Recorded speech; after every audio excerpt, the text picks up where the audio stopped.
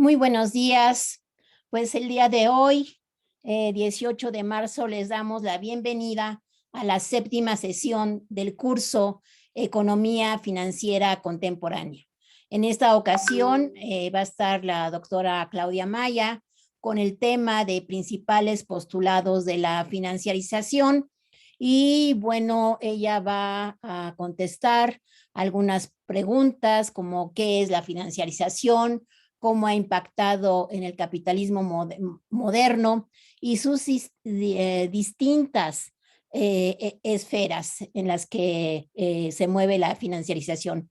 Pero también es muy importante, pues, todos los efectos que ha tenido este proceso de financiarización en el empleo y en el desarrollo económico y va a poner también algunos ejemplos, cómo se ha llevado a cabo en México y también cómo se ha dado la integración de México al bloque de América del Norte. O sea, en pocas palabras, la pregunta, ¿cómo afecta el proceso de financiarización a la sociedad en general y en particular al cuidado común?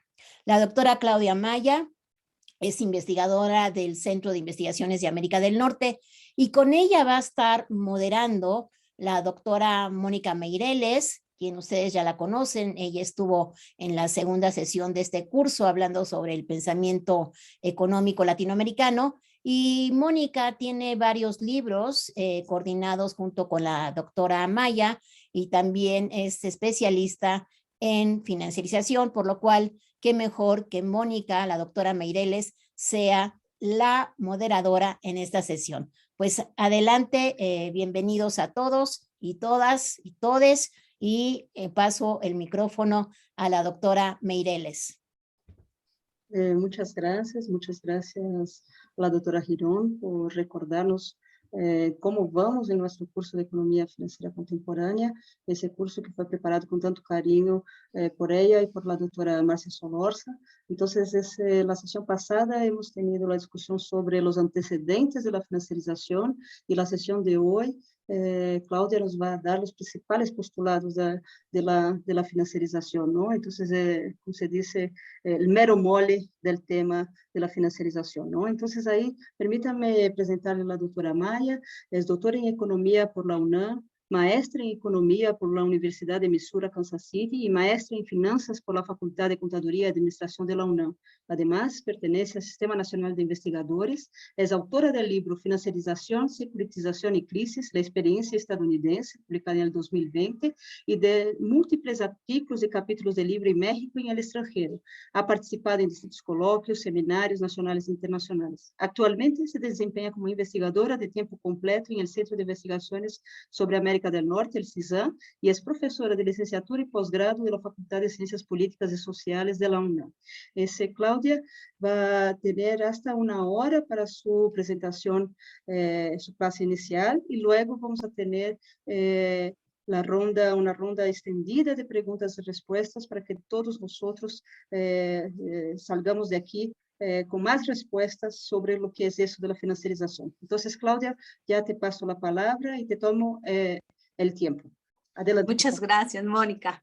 Pues es un placer estar en esta tarde, ya es tarde, con ustedes participando en la segunda versión del seminario sobre economía financiera. Muchas gracias a las organizadoras, particularmente a la doctora Alicia Girón, que fue quien me extendió la invitación a participar. Y bueno, pues vamos a iniciar esta sesión número 7, sobre financiarización. La doctora me pidió algo y yo les voy a dar lo que yo tengo. Es interesante porque a veces tenemos una visión un poco distinta. Claro que la doctora Girón ha participado en mi formación y ni qué decir la doctora Correa, que recordamos con tanto cariño, pero tenemos nuestra posición muy particular. Entonces, voy a empezar a compartir pantalla. A ver, déjenme ver, ¿por qué? Los que siempre share screen. A ver, vamos a ver si me habilitan el compartir pantalla para que yo pueda. A ver, Ya está habilitada, Claudia. Adelante. A ver si... No veo, no se ve, ¿verdad? No, todavía no. Oh. Bueno, a ver, si no, le voy a pedir a Moni. A ver. Next Screen Service. Y eso no lo quería hacer, pero bueno. Vamos a ver. Ya tenemos la pantalla compartida, ¿verdad? Ahora sí se está cargando. Un segundito. Ahí, Perfecto. Se lo puedes poner en grande, Clau. Sí. Vamos. Vamos a ver. Aquí tengo que ponerla en grande. Ahora sí. Bueno, pues la sesión de hoy es sobre financiarización y aunque es un tema muy complejo porque incluye muchas aristas, vamos a intentar hacerlo lo más sencillo para que todos comprendan de forma más precisa este término tan complejo. Entonces, la presentación está dividida en 3 partes, pero el objetivo principal es que los alumnos puedan comprender de manera precisa qué es la financiarización y sus distintas manifestaciones en lo financiero, económico, industrial, social y hasta los retos de política económica que esta representa, y obviamente desde una postura teórica heterodoxa que involucra la endogeneidad del dinero y un abanico de autores destacados. Es bien importante resaltar que este background teórico que es la endogeneidad del dinero y el dinero no neutral desde una perspectiva heterodoxa nos permite abordar y entender el desarrollo de la financiarización y cómo surge, ¿no? En una economía monetaria donde las relaciones económicas y financieras son el corazón de esta economía capitalista. Bueno, tenemos 3 partes y queremos tratar de dar respuesta, a lo mejor es muy ambicioso, pero vamos a intentarlo. ¿Qué es la financiarización? ¿Cómo ha impactado el capitalismo moderno? Y sus distintas esferas? ¿Cuáles han sido los efectos de la financiarización en la producción, empleo, desarrollo y cómo se gestaron? Se toma como ejemplo el proceso en Estados Unidos. Si nos da tiempo, aterrizamos en México, pero estas 2 secciones nos van a llevar casi todo el tiempo. Y trataremos de aterrizar en cómo afecta el proceso de la financiarización a la sociedad en general y en particular al ciudadano común. Pareciera ser que la financiarización es un aspecto etéreo allá en los mercados financieros y que no tiene nada que ver con nosotros como ciudadanos normales. Pero vamos a ver que efectivamente la financiarización está transformando la sociedad en su conjunto y afectando a cada uno de nosotros. Bueno, pues vamos a iniciar. ¿Qué es la financiarización? No hay no hay una sola definición de financiarización. Y como es un proceso que se va desenvolviendo y no es un proceso acabado, cada vez vamos comprendiendo aspectos significativos de la financiarización que no pudieron ser observados en una primera etapa, ¿no? O con los cambios no solamente económicos, sino también tecnológicos, pues van añadiendo características particulares dependiendo la época a este proceso. Entonces, aquellos que trataron primero de entender la financiarización en el 2005, pues con la crisis añadieron algunos aspectos más porque se vieron reflejados una vez que la crisis se sucede y posteriormente van transformándose, no quiero usar la palabra evolucionando, pero sí desenvolviendo, a modo de que va arrojando luz para un mejor entendimiento de este proceso, que como les digo, no es un proceso acabado ni es un proceso único. La financiarización se ha presentado a lo largo de la historia. No es propia de las últimas 4 décadas. Como bien ya vimos, se vio en la sesión pasada, tiene todo un proceso histórico, la financiarización, pero en cada etapa que se presenta a lo largo de la historia va teniendo distintos contenidos, matices, alcances. Sin embargo, la era presente, que algunos llaman la segunda financiarización, que a lo mejor puede ser, pero antes de Bretton Woods y después de Bretton Woods, esta financiarización nunca se había presentado con el alcance, con la penetración en la economía y con los cambios políticos, sociales, hasta culturales. Nunca había tenido un registro en la historia de los alcances de la financiarización.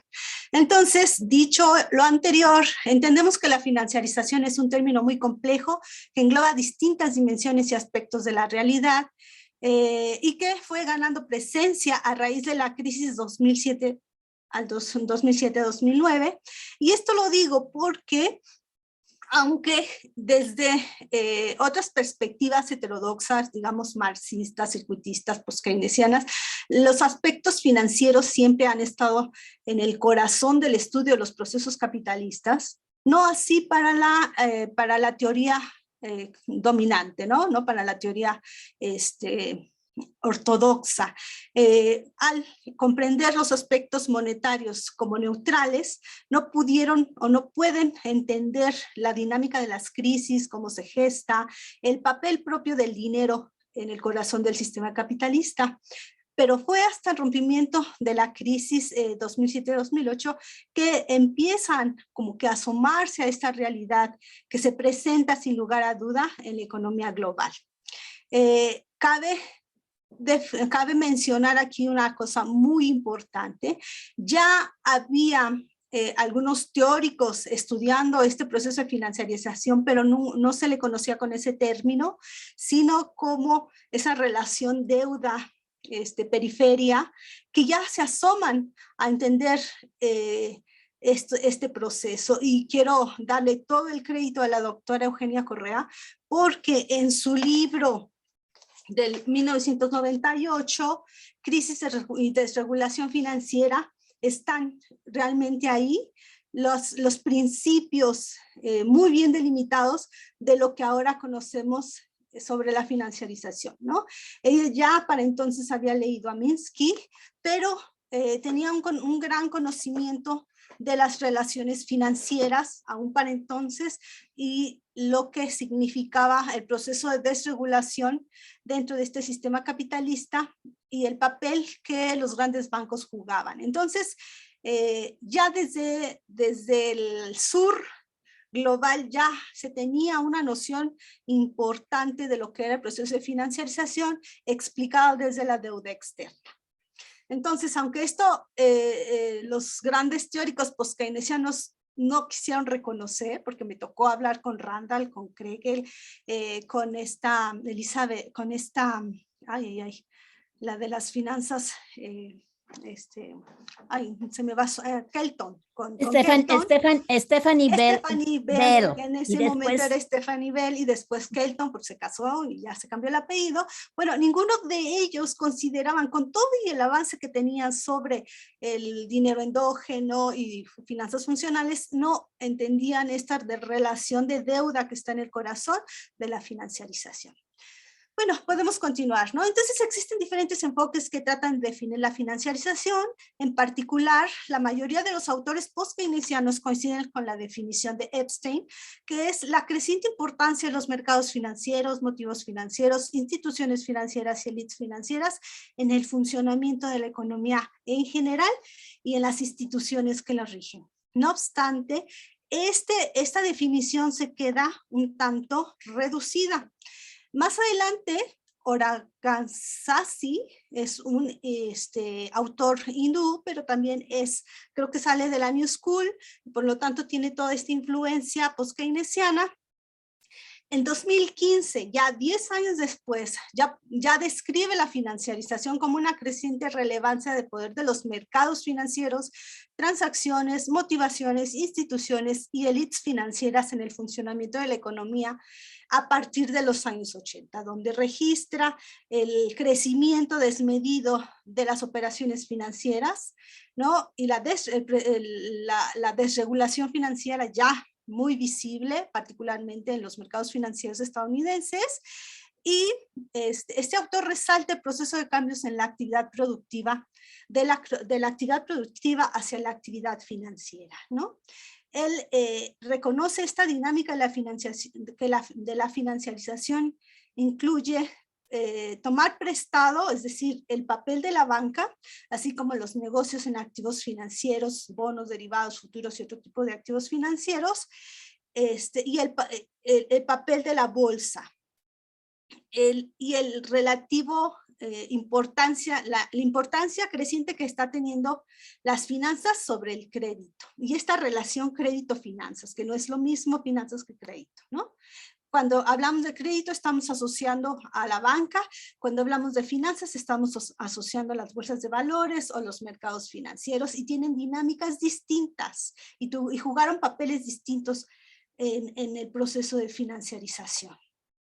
Bueno, un análisis que yo considero que es mucho más completo lo da Malcolm Sawyer en un artículo del 2000, no, de hecho es un mamotreto de este grandote que en el 2017 publica, y pues no solo describe los alcances de Epstein, ¿no? Los alcances económicos de la financiarización que describe Epstein, o las relaciones entre instituciones, agentes y sectores que describe Oraganzi, sino que trata de plasmar las fuerzas que subyacen al crecimiento del sector financiero, la forma que éste ha tomado y las consecuencias que este crecimiento desmedido de las finanzas tienen para la economía, y añade un sector más, y la sociedad.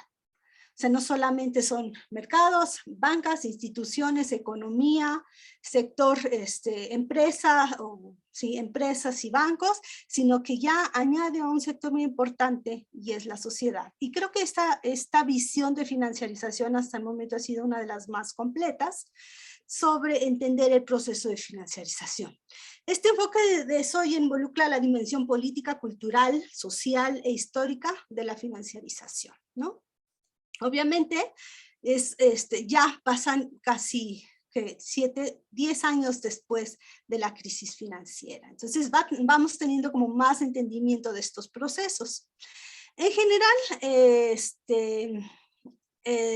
la literatura de la financiarización se asocia en 3 grandes categorías. O sea, ¿cómo abordan el fenómeno de la financiarización? Pues la literatura en general la divide en 3 grandes categorías, ¿no? Hay quienes ven la financiarización como un nuevo régimen de acumulación a nivel global, desde el aspecto macroeconómico que va permeando todas las áreas de la economía, a través de las cuales las ganancias se realizan en la dinámica de las finanzas y en menor medida en la esfera productiva. Este enfoque de financiamiento internacional afirma que la financiarización está asociada con profundos cambios en la organización de la banca global, donde en las últimas 3 décadas los bancos han abandonado su actividad crediticia tradicional y han adoptado una cultura de maximización de valor accionario como meta principal, apoyado además en las innovaciones financieras, la titulación del crédito o securitización. Y bueno, habemos varios estudiosos que hemos adoptado esta postura en un principio, y bueno, mi libro, que se los presento, este libro del 2020, rastreo cuáles son los orígenes de la segunda financiarización, particularmente en la economía estadounidense, pero no dejo de reconocer a mi gran maestra Eugenia Correa en un libro, un capítulo en un libro del 2010, es muy claro también esta posición de ella en relación a esta idea, ¿no? Ver la financiarización como un nuevo régimen de acumulación global. Vamos a seguir, también está Arturo Guillén, Gregorio Vidal, también comparten esta idea. Bueno, a ver, las transferencias es un rasgo muy importante de la financiación todavía con relación a esta primera asociación de cómo abordar la financiarización, es la transferencia de poder de los bancos comerciales hacia los mercados financieros, ¿no? Destacando la trascendente participación de nuevas instituciones y entidades financieras no bancarias de los mercados hacia los mercados financieros internacionales. Bajo este esquema, la innovación financiera, en particular los derivados, repos, securitización, toma una gran relevancia como fuente alternativa de ganancia y financiamiento, tanto para las corporaciones financieras como no financieras, y ni qué decir de los estados-nación. Digamos, el otro sector que analiza las finanzas lo hace de una perspectiva un poco más micro. Estos analizan la financiarización a nivel corporativo. Este enfoque sostiene que la financiarización ha modificado el comportamiento de la corporación, donde las corporaciones no financieras dependen cada vez más de los mercados financieros para acceder al financiamiento, lo que ha inducido a un crecimiento masivo de stock, bonos, activos financieros clasificados como deuda y valores. Estas corporaciones han descolocado inversiones físicas para destinar recursos a inversiones financieras que les generen alta rentabilidad en cortos plazos. Los que están dentro de esta línea, pues es Stockhammer y William Blasonic como los grandes representantes de esta línea para entender la financiarización. De esta manera, las corporaciones no han utilizado sus ganancias sustanciales para invertir en innovación e investigación que puedan crear nuevos empleos de valor agregado. Por el contrario, el desempeño corporativo busca cumplir con las expectativas de Wall Street. Las compañías recurren a recompras masivas de acciones para manipular el precio de estas, ¿no? Entonces, como les decía, Blasonic es el gran estudioso de esta área y tiene mucho trabajo publicado. Hay que entender que las compras y recompras de acciones dependen de los altos ejecutivos, los CEOs, y se realizan de forma apalancada. Esta es otra palabra importante, ¿no? Como estrategia es utilizada para obtener mayores ganancias, compensaciones con sus tendencias de acciones de la corporación, independientemente de la productividad y performance de la empresa. ¿Qué quiere decir esto? Que lo que se busca es el valor accionario. Quienes impulsan esta estrategia son los grandes CEOs de las empresas, porque son los más beneficiados, y esta rentabilidad aparente de las corporaciones es independiente de su performance o su actividad productiva propia u original, ¿no? Entonces, por eso es que podemos ver que la corporación se ha financiarizado. Vemos que el apalancamiento o creciente endeudamiento corporativo es otra de las características del proceso de financiarización, y es muy interesante porque a este esquema se le conoce como un comportamiento de extracción de renta por parte de los CEOs, ¿no? O sea, no se reinvierten las ganancias, sino que constantemente se descapitaliza la empresa para continuar con este proceso de recompras y recompras que, a final de cuentas, los CEOs son los más beneficiados.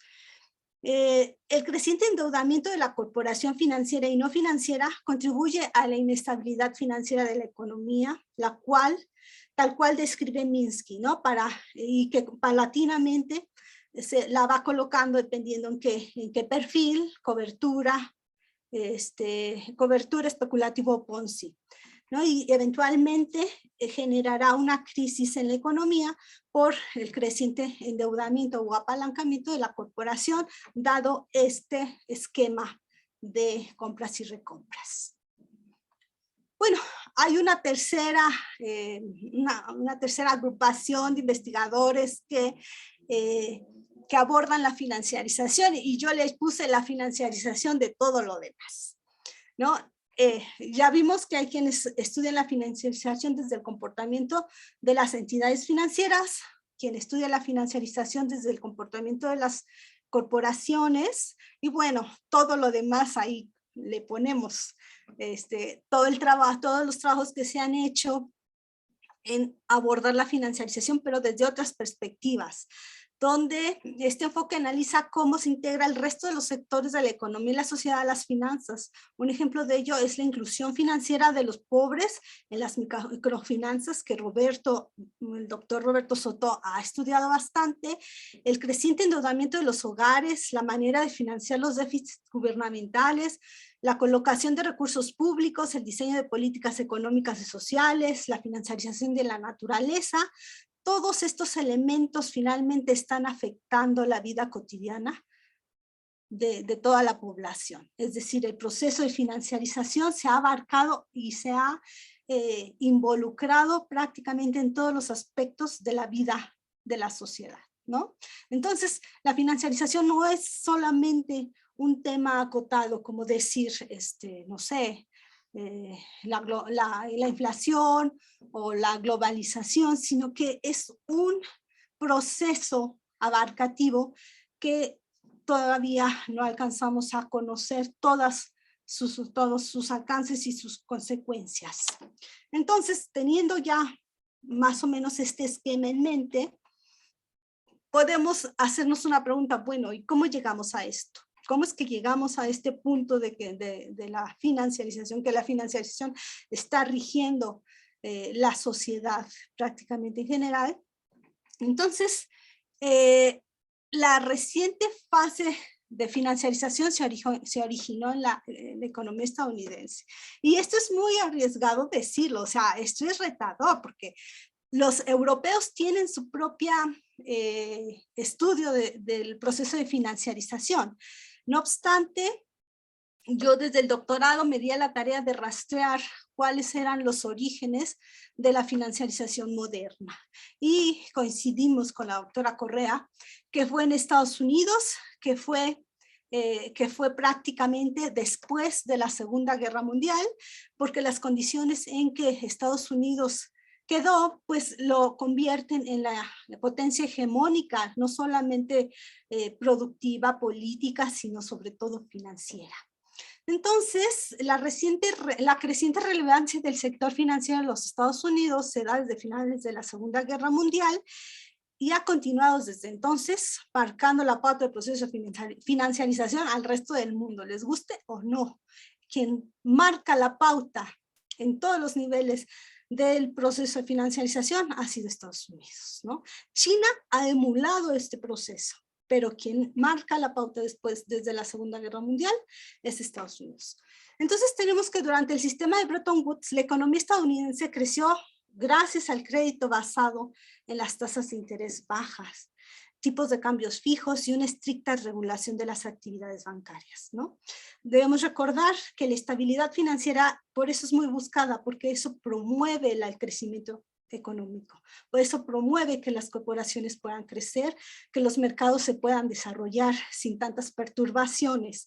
Pero para esto se requiere un sistema económico bien regulado, al igual que un sistema de pagos regulado, que permita mantener no solamente esa estabilidad, sino hacer perspectivas de largo plazo. Acuérdense que el capitalismo contemporáneo, la falla más grande que tiene, pues es esa incapacidad de saber el futuro. ¿No? No la falta de perspectivas futuras de crecimiento. Pero Bretton Woods da, al menos en el periodo que pudo estar vigente, dio esa estabilidad que la economía necesitaba para crecer aún a largo plazo y hacer proyectos de inversión a largo plazo, basado en dos variables fundamentales. Tasas de interés bajas, conocidas, estables, digamos, y tipos de cambio fijo, ¿no? Una vez que se rompe Bretton Woods, estas dos variables son las primeras que se ven afectadas. Las tasas de interés son variables y los tipos de cambio también. Entonces, los precios del dinero, que en un momento fueron predecibles, ahora ya no lo son. Y eso es la base de la financiarización, porque la especulación se basa precisamente en los diferenciales de tasas de interés y de tipos de cambio que no conocemos, al menos en los mercados financieros, ¿no? Eso alimenta constantemente la inestabilidad y la inestabilidad alimenta la especulación. Entonces, en el rompimiento de Bretton Woods tenemos surgimiento, la fuerza necesaria para las prácticas que se realizan dentro del proceso de financiarización. Entonces tenemos que la empresa se benefició de esta última dinámica de crédito promovido por, le voy a cambiar aquí porque luego no veo. La empresa estadounidense se benefició de esta dinámica de crédito antes del rompimiento de Bretton Woods, ¿no? El crédito promovió las ganancias industriales. Eso es bien importante. Las ganancias provenían básicamente de la actividad industrial.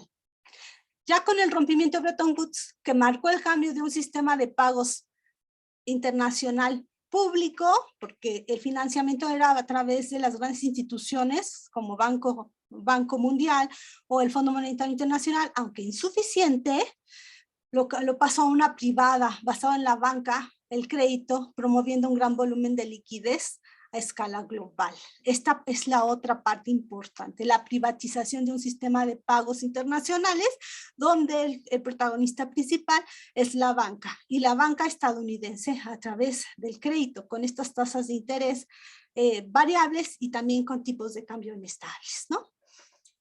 Este es un rasgo muy importante que presenta la financiarización. Entonces ya tenemos que hacia los 60 los mercados de euromonedas surgieron en esta década, pues era muy fácil mover fondos, es decir, liquidez, y pongan mucha atención en esa palabra, liquidez, dentro y fuera de los países para especular, y permitió a los bancos y a sus clientes evadir muchas regulaciones nacionales como los controles que Estados Unidos imponía sobre la salida de capital y los techos a las tasas de interés y los tipos de cambio. Bueno, entonces ya vamos viendo cómo se gestan estos cambios en el sistema financiero estadounidense, cómo la regulación de cierta forma estorba al movimiento de capitales, estorba también al crecimiento de la liquidez. Entonces, pues fue necesario una desregulación. Hay que entender que el sistema financiero estadounidense durante el New Deal tenía ciertas características, ¿no? Era estrictamente regulado, se concentró básicamente en los bancos comerciales y en el crédito. En el sistema de bancos se organizó a nivel nacional y regional. La administración de Roosevelt introdujo esta ley Glass-Steagall en 1933 que reformó el panorama financiero al separar la banca comercial de la banca de inversión y prohibió a los bancos comerciales su participación en securities para evitar abusos con la especulación. La especulación siempre ha existido y se impuso esta regulación de Glass-Steagall para evitar la especulación que llevó a la crisis de 1930, ¿no? Al crack del 29. Entonces, de aquí surge un sistema muy regulado, muy nacional, muy basado en el crédito del sistema financiero estadounidense. Bueno, pues después del New Deal, después del rompimiento de Bretton Woods, este sistema cambia completamente. Ya en la década de los 80s, los reguladores federales comenzaron a oponerse a la ley Glass-Steagall en respuesta a las crecientes presiones competitivas en los mercados financieros. Estados Unidos enfrentaba una competencia desleal, decían ellos, los banqueros, porque los bancos extranjeros, en su mayoría europeos, que habían adoptado un tipo de banco universal, pues les estaban comiendo el mandado en los mercados financieros. Entonces los bancos comerciales estaban muy bien regulados o muy regulados y no podían hacer el mismo tipo de transacciones que los otros bancos hacían. Y además, con topes a las tasas de interés, pues no podían fondearse de cierta forma con los depósitos porque los depositantes preferían otro tipo de inversiones que les otorgaran más rendimiento. Entonces, la banca comercial estadounidense presentó presiones fuertes para competir en los mercados extranjeros y en los mercados internos. Entonces, los bancos buscaron opciones por fuera para encontrar espacios de rendimientos, pues ya con esta nueva dinámica de mercados financieros, y obviamente la Glass-Steagall les quedó chica, les apretaba. Había la necesidad de eliminarla. Entonces la Fed permitió a las compañías tenedoras de bancos suscribir títulos de deuda y de capital de forma limitada, pero ya es hasta 1998 donde la Fed permitió a Citicorp, que en ese momento era el banco más grande de Estados Unidos, la compañía bancaria de los Estados Unidos, fusionarse con Travelers ¿no? Y Travelers era un banco de inversión. Esta fusión formó un conglomerado financiero muy importante para dedicarse a las actividades de securitización o de titulación.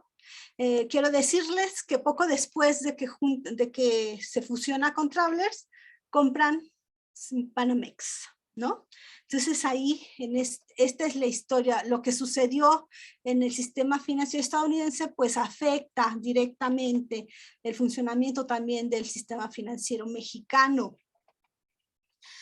Para 1999, las barreras al alcance geográfico y al alcance de las actividades bancarias se habían eliminado en Estados Unidos, aparentemente de una forma gradual, pero ya con la ley de modernización de los servicios financieros se quita toda restricción y se anula prácticamente la ley Glass-Steagall. Esta desregulación llevó a la conformación de grandes conglomerados financieros que influyeron diferentes tipos incluyeron distintos tipos de instrumentos en los mercados, ¿no? Esta ley de modernización financiera permitió precisamente la conglomeración, la concentración del sistema, bueno, del sistema financiero estadounidense, y lo vamos a ver cómo fue eso.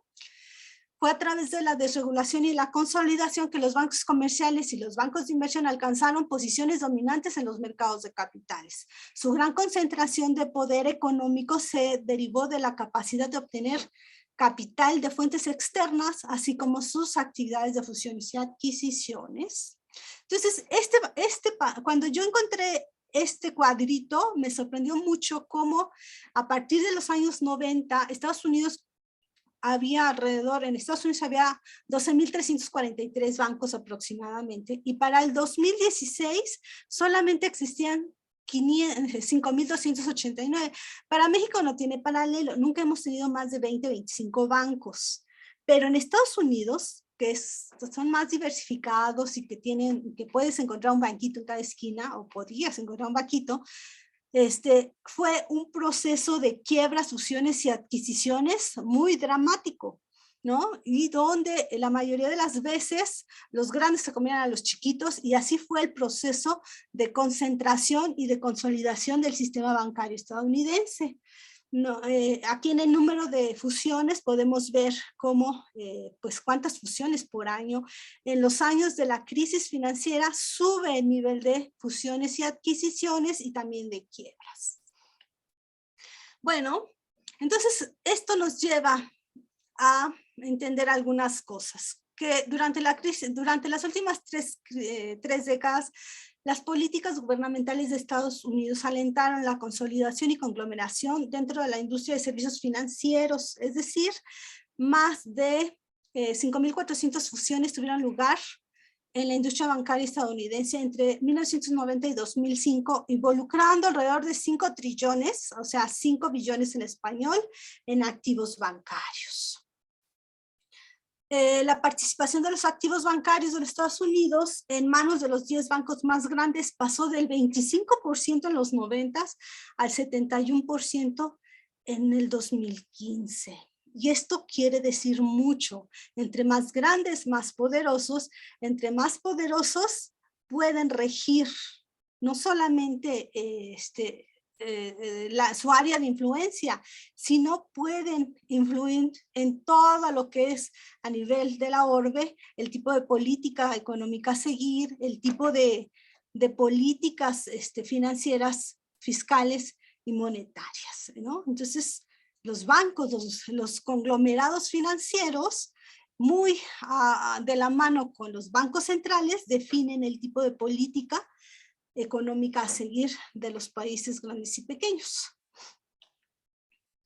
Bueno, ¿qué es lo que podemos encontrar ahora en el sistema financiero estadounidense? Pues que es un sistema sumamente desregulado, autorregulado, global, está centrado en instituciones paralelas a la banca, como, pues yo no diría que la banca sombra, ya no puedo decir que es banca paralela porque no lo es el eje, es la columna vertebral de las operaciones de todo tipo de bancos, ¿no? y está basado en este tipo de banca sombra, ya no tanto en las operaciones de banco comercial, de la banca comercial. En particular, estas tendencias han alterado la forma en que opera actualmente el sistema financiero, pues, de los Estados Unidos, ¿no? Y obviamente, esta forma de operar desembocó en la crisis financiera, en la más grande crisis financiera que ha presentado el mundo en pues en los últimos 100 años, y que fue la crisis del 2007-2008. Nada más para darnos una idea de esto, podemos ver cómo este cuadro es del 2018. No me dio tiempo de sacar el último, pero podemos entender algo muy importante, cómo las operaciones de activos totales que están dentro dentro de la regulación, dentro de los balances dentro de los balances de los bancos, son mucho menor que las actividades fuera de balance, ¿no? Aquí tenemos para el banco más grande de Estados Unidos, que es JP Morgan, en activos tiene 2.500 millones, 2.500 millones, sí, y en derivados, que también son parte de las operaciones fuera de balance, son 47.000 millones de dólares. Si no mal puedo leer esas cifras, con eso de que son billos, trillos y no sé qué, pero lo que quiero mostrar en este cuadro, ya hasta abajo tenemos que, digamos, los activos regulados del sistema financiero estadounidense, que representan las 25 holding companies más importantes, solo representan 14 billones de dólares, mientras que todo el volumen de operaciones, en este caso de derivados, son alrededor de 232 billones. O sea, no hay comparativo entre el volumen de recursos que están regulados dentro del sistema financiero estadounidense, con todas las operaciones o con todo el volumen aproximado, porque además no podemos decir que sea exacto, de las operaciones fuera de balance que alimentan los mercados financieros, ¿sí? Digamos que la primera columna son los activos de la banca regulada, y lo demás son las operaciones desreguladas de la banca. Aquí tenemos ahí,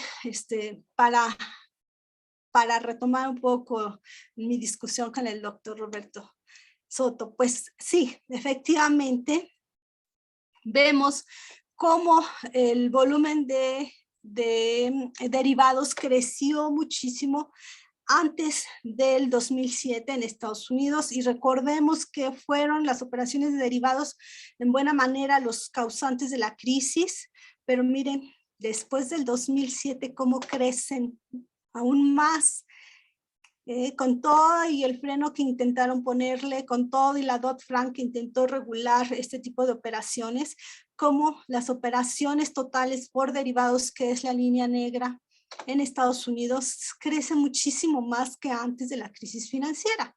Entonces, no podemos decir que la crisis financiera ha frenado la financiarización, por el contrario, la ha impulsado.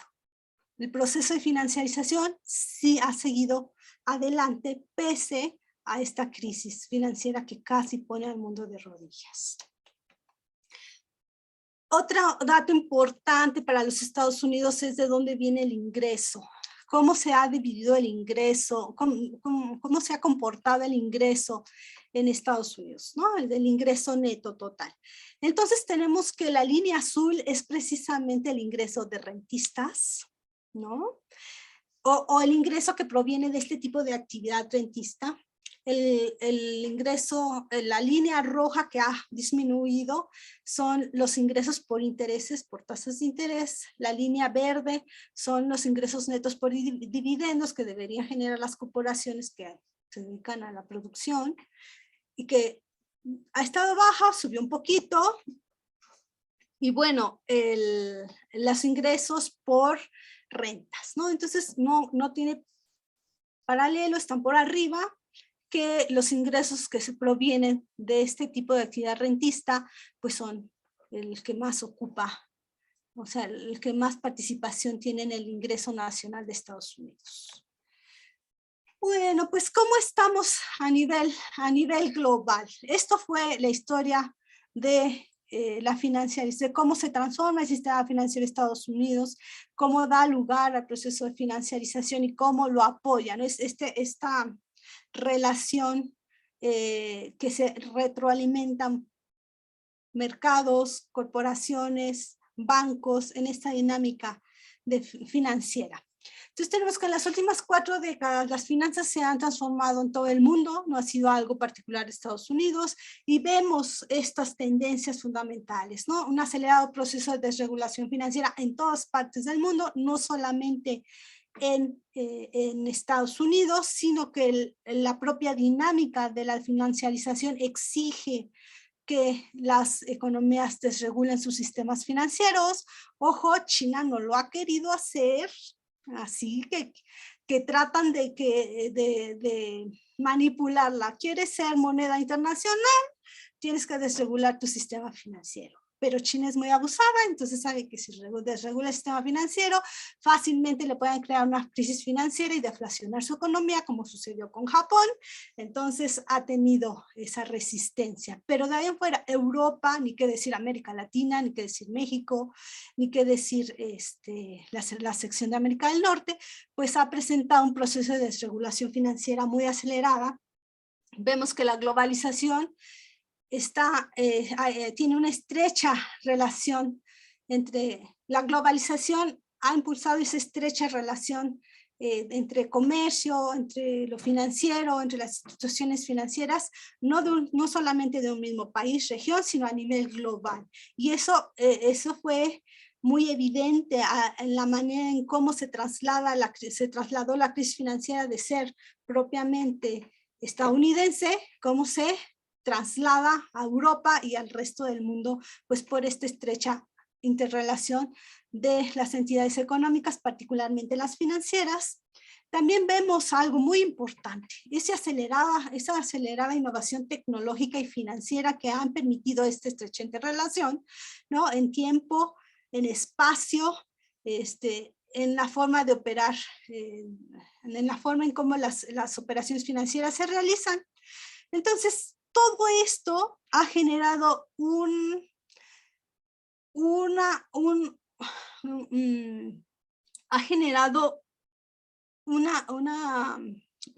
sistema demasiado frágil, ¿no? Esta fragilidad financiera del cual nos habla Minsky, que posteriormente puede escalar a inestabilidad financiera, pues está precisamente arraigada en estas características que han transformado todo el sistema financiero global, ¿no? Hay algo bien interesante. La ortodoxia siempre ha dicho que la innovación tecnológica y la innovación financiera ayudarán a la estabilidad de los mercados. Minsky nos dice que por el contrario, las innovaciones financieras promueven mayor inestabilidad a los mercados financieros. Y eso es muy interesante, pero a ver si llegamos hasta allá. Tenemos que en los últimos 30, 40 años, esta expansión a gran escala de los mercados financieros, pues está acompañada de una creciente y generalizada desregulación, ya constantemente lo hemos señalado, un uso generalizado de los instrumentos financieros apoyados en la innovación financiera, especialización y sofisticación que hacen muy complicado entenderlos, ¿no? El dominio de las finanzas sobre la industria, que es un rasgo muy importante de la financiarización, pero no es el único. Esta asociación con mecanismos de mercado y destrucción del aparato estatal. Ojo, este es otro aspecto fundamental de la financiarización y que se ha dado prácticamente en todo el mundo y que está asociado con este proceso de austeridad, ¿no? Tenemos también que otra característica importante de la financiación es el creciente endeudamiento de los hogares y de las empresas y gobiernos. Y podemos entender también que el creciente consumo ha sido gracias a la extensión del crédito, ¿no? Entonces, aquellos que pueden medir el éxito de la financiarización con una demanda efectiva sostenida, pues ha sido gracias al al crédito que las familias han pues asumido, y esto no solamente en los países en desarrollo, es muy evidente que esto también ha sucedido en los países en desarrollados, ¿no? Un ejemplo claro es Estados Unidos y Canadá. Sí, tenemos también que el riesgo sistémico es un factor latente en el proceso de financiarización y está directamente relacionado con las interconexiones de las instituciones financieras más grandes. Estas interconexiones fueron el resultado de las operaciones cruzadas de endeudamiento y préstamo entre bancos para financiar sus posiciones financieras. Tenemos que la titulación o la securitización ha sido la innovación financiera más importante del siglo XX, ¿no? Y que se produjo en las décadas de los 90. Los nuevos productos financieros son muy complejos y difíciles de regular, evaluar y de entender. Y esto lo hicieron al propósito, además, ¿eh? Un ejemplo de esto son las actividades fuera de balance que ya vimos en el cuadro que les presenté, que afectan el apalancamiento del capital, que estos tienen que informar a los reguladores, que los bancos tienen que informar a los reguladores. A ver, tenemos también que los bancos ya no brindan financiamiento al sector productivo real de la economía, según sea necesario. Eso era un rasgo del capitalismo, de ese capitalismo creciente, ¿no? Donde las ganancias provenían de las actividades comerciales y de producción de las empresas. Bueno, ahora ya no. Los beneficios de los bancos son más altos en los mercados de capitales que en los mercados de préstamo. Esa es una razón por qué los bancos ya no prestan. Incluso después de la crisis, el proceso de titulación permite la transformación de activos líquidos en activos ilíquidos en un corto periodo, particularmente en tiempos de política monetaria contraccionista. Esto es muy interesante, chicos, muy interesante. ¿Por qué? Porque la titulación generó la liquidez que los mercados financieros y que la actividad económica requería. Cuando la Fed o cualquier otro organismo simplemente decidía subir las tasas, pues había una astringencia de liquidez en los mercados. Entonces, para brincar, para curvear, así lo dicen los gringos, esta falta de liquidez, pues ahí está la innovación financiera, ¿no? Entonces la innovación financiera no fue una invención solamente para ser más eficientes los mercados o sí, para obtener mayores ganancias, pero esto tiene que ver con cuestiones de política monetaria, ¿no?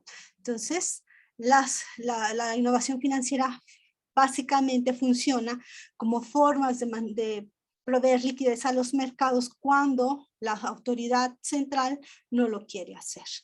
Pero hay un cambio en la historia y a ver que me digan qué pasa en esa gráfica. Esta gráfica, aquí lo que hice fue pues trazar la trayectoria, la tendencia de la tasa de fondos federales de Estados Unidos del 75 al 2015 y vemos cómo en la época que Minsky está describiendo, pues es en los 70s, 80s, donde la tasa de interés alcanzó el 16% en tasas, en fondos federales, ¿no? Y que es otra historia la que estamos viendo del 2009 a la fecha. Entonces, hay una desaceleración de la tasa de interés. No hay una desaceleración, hay una baja clara, una tendencia a bajar la tasa de interés constante y pareciera ser que los bancos centrales han adoptado una política monetaria anticíclica, ¿no? Pareciera ser que los bancos están a favor del crecimiento económico.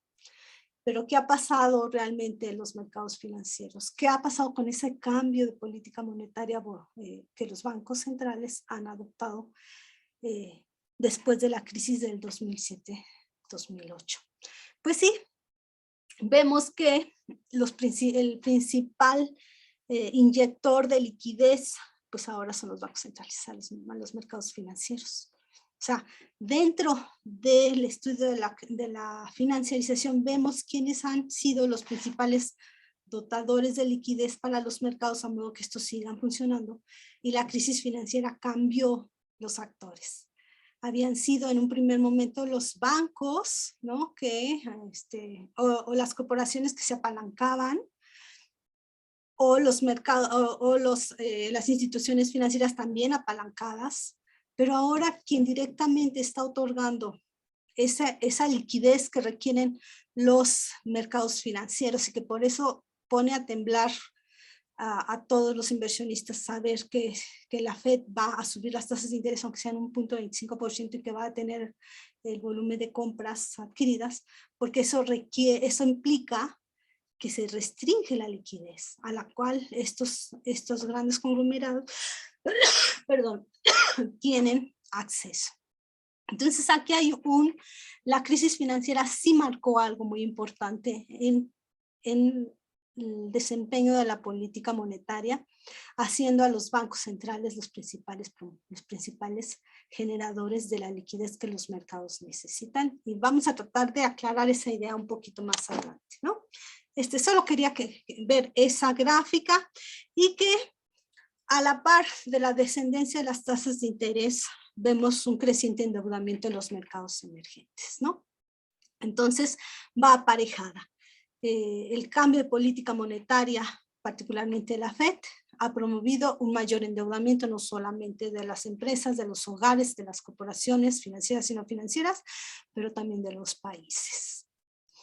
Entonces, vamos a tratar un poquito después de aclarar esa parte, y si no me acuerdo me la preguntan. Bueno, déjenme ver cuántos me faltan. Me faltan 2. ¿Cómo ando de tiempo, por favor, Moni? Estás con 52 minutos, estás bien. Ok, entonces tenemos que los cambios en el sistema financiero global son el resultado de un nuevo patrón de acumulación llamado financiarización. Y dicen, no has hablado del money manager capitalism. Pues es lo mismo de cierta forma, pero este otro término lo acuña Minsky, ¿no? Y entonces este mecanismo impuesto por la misma dinámica de competencia de los mercados financieros, y en particular por la banca de inversión y fondos de inversión, ante una búsqueda constante de ganancia mayor, sin importar cómo, dónde ésta se origine, apoyada en innovación financiera para la gestión de liquidez, particularmente a través de la securitización y transferencia del riesgo a los usuarios. Entonces, este es como el fin bueno, no el fin, digamos que es parte de la historia que nos permite entender el proceso de financiarización, ¿no? Pero es mucho más, tendríamos que hacer el próximo curso solamente de financiarización. Entonces, estas son unas pinceladas nada más.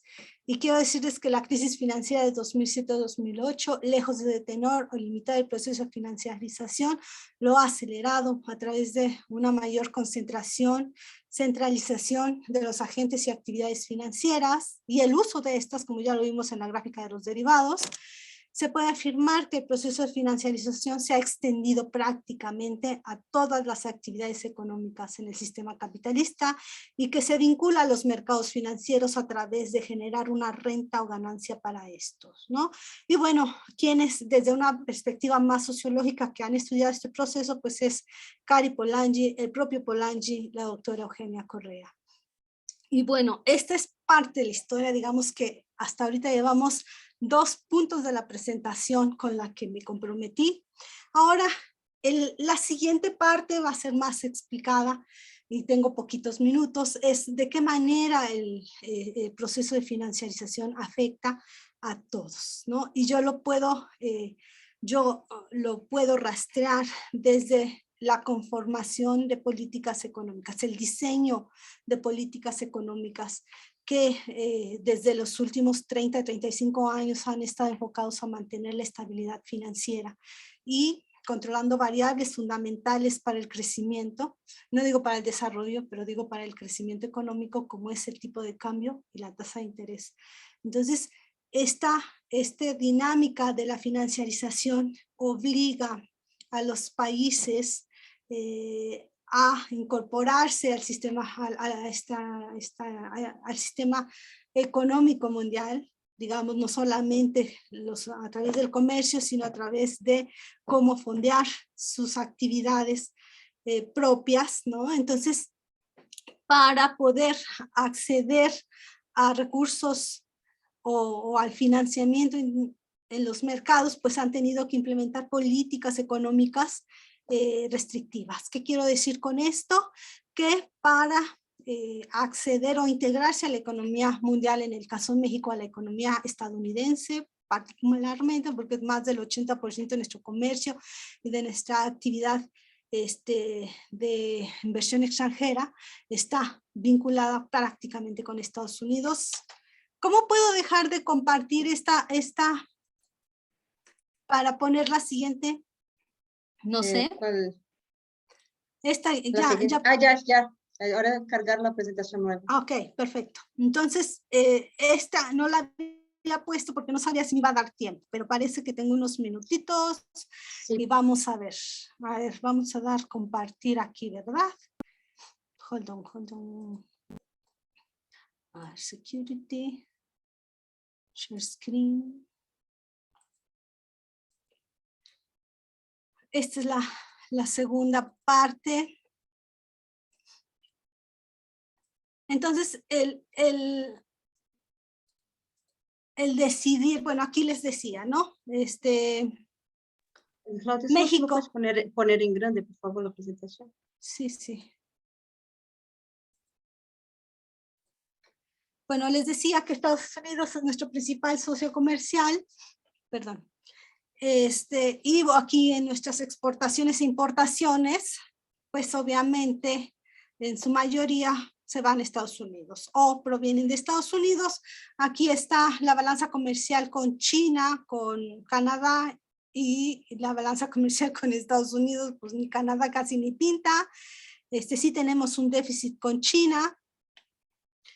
Pero déjenme organizar un poco mis ideas, ¿no? Entonces, el permitir el que los países puedan tener acceso al financiamiento internacional y a los mercados internacionales a través de los tratados comerciales, esto ha implicado una serie de transformaciones que se requerían al interior del país. Esto se ha llevado a cabo con la imposición de políticas, de medidas o políticas particulares de liberalización comercial y financiera. En el caso de México, el TEMEC ha sido el ejemplo, no nada más en la región, sino para muchas partes del mundo, donde se tiene que privilegiar la estabilidad macroeconómica por encima del crecimiento económico. ¿Y esto cómo ha sido posible?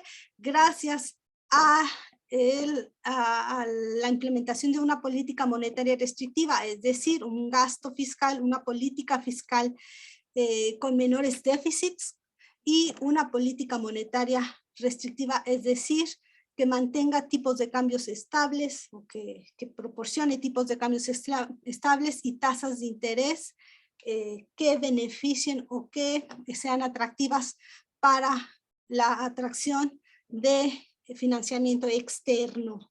Esto tiene un problema particular en la economía mexicana porque esto puede acelerar o desacelerar el crecimiento económico interno, pero este crecimiento interno ha estado subordinado a las necesidades de capital para nuestro país y para muchos otros países, ¿no? Que en busca de crecientes rentabilidades para las distintas bolsas, pues se requiere tener tasas de interés altas, ¿no? Para poder pues considerarse como atractivo. Esto tiene un problema interno importante. ¿Por qué? Porque el crecimiento de la economía se ve afectado con tasas de interés altas, porque el financiamiento, los costos de financiamiento se incrementan para los productores internos, ¿no? Y por otro lado, el hecho de tener un peso pues devaluado promueve las importaciones. Entonces, todo este proceso que tratamos de ordenar en nuestra cabecita, se ve reflejado en esta gráfica. Cómo las tasas de interés altas pues promueven la inversión extranjera directa y la inversión extranjera en cartera, pero a la par promueven un decrecimiento económico, ¿no? Y esto tiene que ver con el volumen de empleo, tiene que ver con la capacidad de crecimiento de un país, y finalmente se ve afectada pues la economía de cada persona. ¿Cómo voy de tiempo? Moni. Entonces, ahorita justo una hora, Justo pero una si hora, quieres nada más. sí. Vamos a Si cerrar, quieres terminar. vamos a cerrar, sí. Entonces, esta dinámica de capitalismo que beneficia las inversiones financieras por encima del crecimiento económico, porque las inversiones se destinan a los mercados en vez de destinarse a ampliar la capacidad instalada o la formación bruta de capital, tienen un efecto directo en la generación de empleos, ¿no? Las políticas económicas restrictivas propiamente, esta de la 4T, tienden a destruir las fuerzas productivas que podrían generar empleos futuros y por el contrario tenemos condiciones más vulnerables, mayor endeudamiento, menores posibilidades de crecimiento y generar empleo, ingreso, inversión, todo en aras de pues, la liberalización financiera y comercial para integrarse a esta dinámica de la financiarización pues, más generalizada. Entonces, por favor, pregúntenme porque ya se me acabó el 20 y aunque tenía yo algunas otras gráficas, prefiero organizar las respuestas ya con preguntas concretas. Muchas gracias. Esto es solo una pincelada de lo que es el proceso de financiarización. Como les decía, es bastante complejo y está pues involucrando todos los aspectos de la vida prácticamente humana y tiene que ver con el cambio climático, y tiene que ver con la contaminación y tiene que ver con las ganancias de las grandes corporaciones. Muchas gracias. Muchas gracias a ti, Claudia. Yo creo que fue un esfuerzo hercúleo de en una hora resumir todos los enfoques y autores y debates alrededor del concepto de financiarización y además traernos estadísticas relevantes para entender cómo ese proceso está afectando no solo los mercados financieros, sino que imponiendo nuevos condicionantes a la posibilidad de crecimiento y desarrollo económico, ¿no? Ya tenemos preguntas. Mi propuesta es que yo te lea 3 preguntas, vamos haciendo bloques de 3 en 3 y así procedemos aquí en nuestra segunda parte de la sesión de hoy, ¿no? Entonces, la primera pregunta que nos llega aquí por el chat de la sala de Zoom es de Roberto Limón, que pregunta: ¿se puede entender la financiarización como una salida a la crisis del modelo fordista? La segunda pregunta es de Roberto Soto, quien dice: ¿China tiene un proceso de financiarización con características diferentes al mundo occidental? Y la última pregunta de ese primer bloque, también relacionado con China, es: ¿cómo convive la financiarización de China con sus avances como, entre comillas, la fábrica global y su liderazgo a nivel comercial? Esa última pregunta fue hecha por Alberto Moreno. Entonces, Klaus, ¿puedes por favor darnos una respuesta a esas 3 primeras preguntas? Sí. La primera pregunta es, ¿puede uno entender la salida de la financiarización a la crisis del Fordismo? Pues por lo menos lo que la experiencia estadounidense muestra es que sí. En los años 70, con una tasa de ganancia decreciente, las mismas empresas empiezan a buscar espacios de inversión para mejorar esa tasa de ganancia y no la encuentran al interior de la economía estadounidense. Tienen que empezar a exportar sus capitales que se colocan en los euromercados, y por otro lado tienen que empezar a buscar otro tipo de espacios como América Latina para trasladar sus capitales y sus bancos, ¿no? Entonces podríamos decir que sí, y es una tesis que Paul y Sweezy mantienen, ¿no? El origen de la financiarización en Estados Unidos es precisamente para enfrentar la caída de la tasa de ganancia de los años 70, ¿no? La otra, de Roberto Soto, tiene un proceso diferente de financiarización a la de Occidente.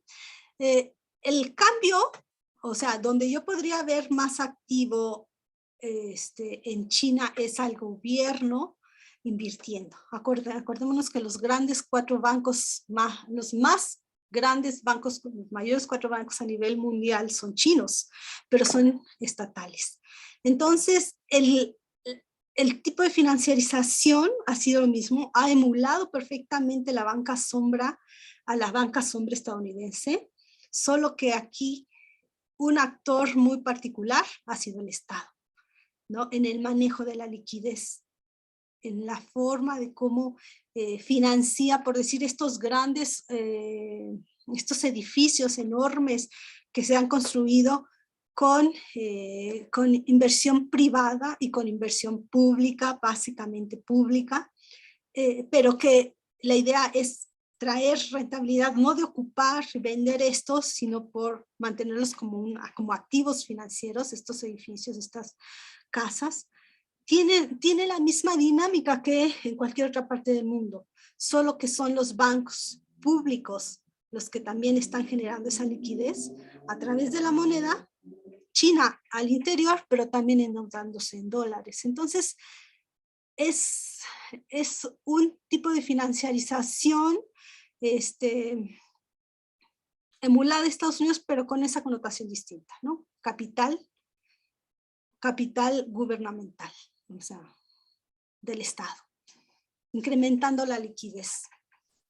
A ver, ¿me puedes leer la última pregunta, la tercera?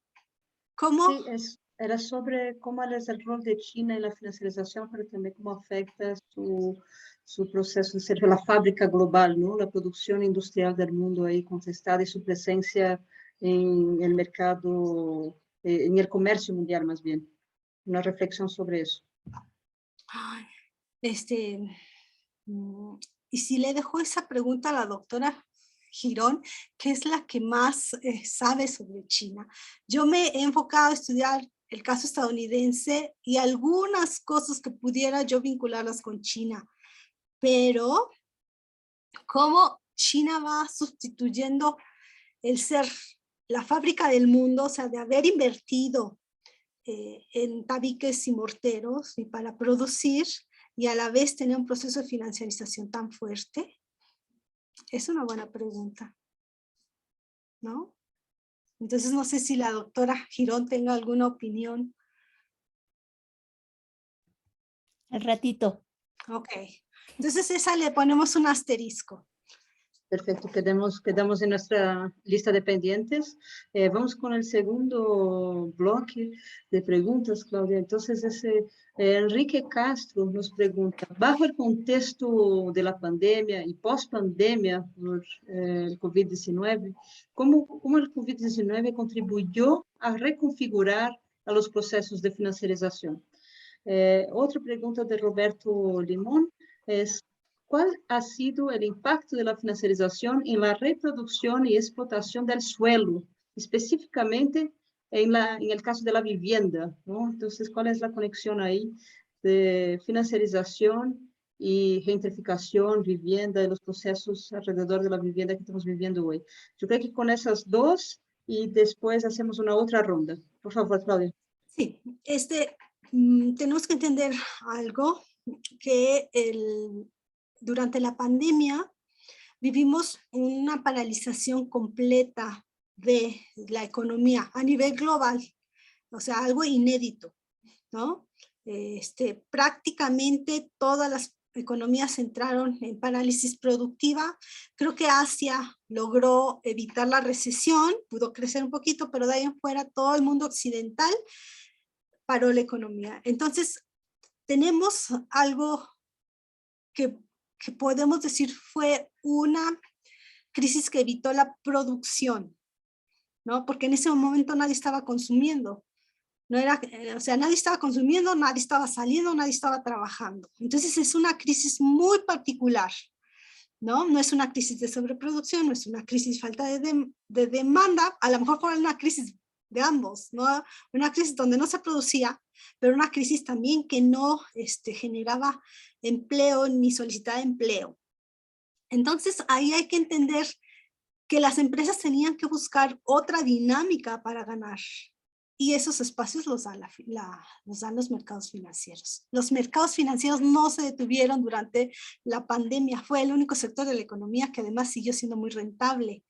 Pero hay que entender, o sea, qué pasó durante esos dos años.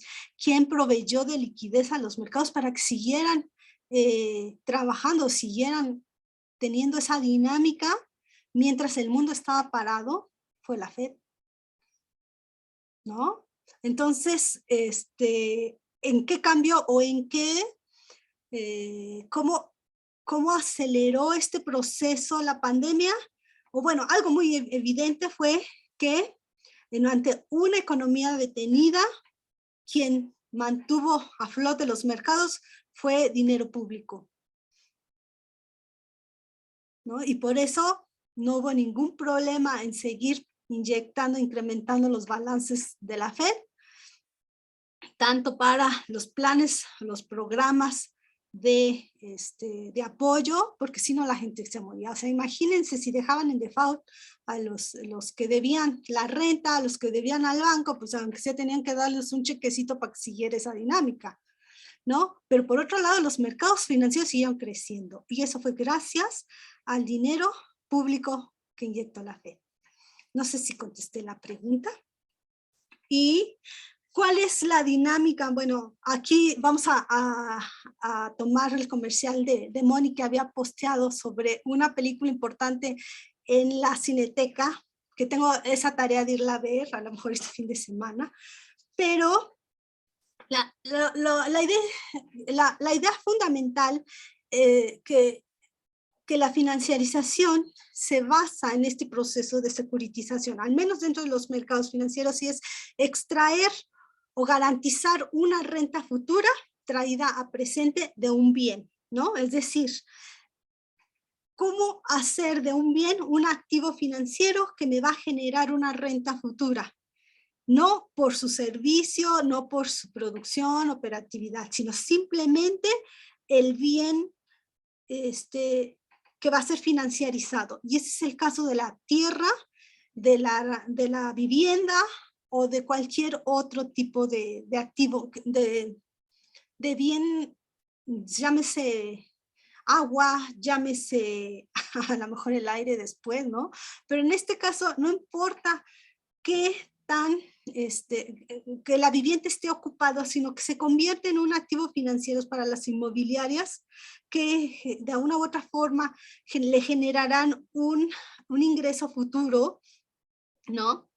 Traído a presente. Entonces, esto hace que las inmobiliarias obtengan una renta sin necesidad de poner a vender o a habitar este tipo de viviendas, y eso encarece la vivienda. Y esta es una forma de afectar también a la población en general, que no tiene acceso a vivienda porque la financiarización ha encarecido tremendamente los bienes inmuebles, ¿no? Entonces, por eso podemos ver, para mí China es un ejemplo interesante, cómo hay ciudades enteras de edificios vacíos y siguen construyendo, no con el objeto de que se habiten, sino que eso representa un activo financiero, ¿no? Que va a ser colocado y que va a tener una rentabilidad futura. Y todo esto, pues, gracias a la securitización. A medias o no a medias, ahí está una respuesta. Perfecto. Vamos por otro bloque de 3 preguntas, Clau. Sí. Primero, nos pregunta desde YouTube ahora, Jonathan Galicia, ¿qué opinas con lo que actualmente estamos viviendo con la Fed, Rusia, mercados bursátiles y pandemia? ¿Cómo afectaría todo ese sismo en los mercados mundiales y el proceso de desarrollo de economías en desarrollo? Esa es la pregunta del millón, Claudia. Se va a acabar el mundo. Bueno, pues vamos con esa primero y después te leo malas noticias, malas noticias. No se va a acabar. No, bueno, esperemos que podamos hacer algo mientras. Sí, acuérdense, para crecer se necesita estabilidad. O sea, esa estabilidad económica es importante para las inversiones, para las expectativas futuras de rentabilidad, hablando en esta dinámica de producción, ¿no? En esta forma también que todavía existe esa dinámica afectada por la financiarización, ¿no? Y que cualquier